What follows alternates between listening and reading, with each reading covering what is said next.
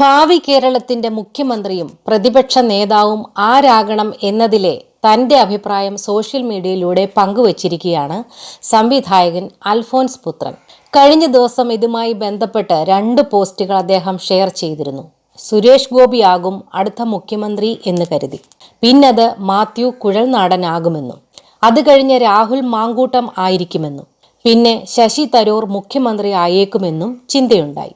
എന്നാൽ ഇപ്പോൾ എനിക്കുറപ്പാണ് ഇവരാരുമല്ലെന്ന് പറഞ്ഞ് അൽഫോൻസ് പുത്രൻ തൻ്റെ മനസ്സിൽ ആളുടെ പേര് വെളിപ്പെടുത്തുകയും ചെയ്തു. അത് താങ്കളാണ്.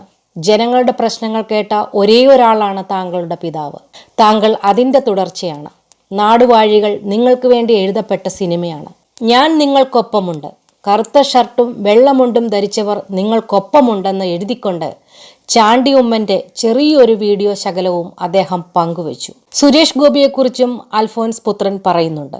താങ്കൾ മത്സരിക്കണം. നിങ്ങൾ പ്രതിപക്ഷ നേതാവാകണം.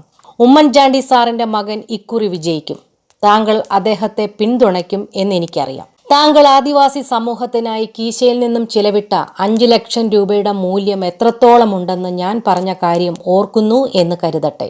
താങ്കളുടെ ലക്ഷ്യത്തിന് പക്ഷേ 50 ലക്ഷം കോടിയുടെ മൂല്യമുണ്ട്.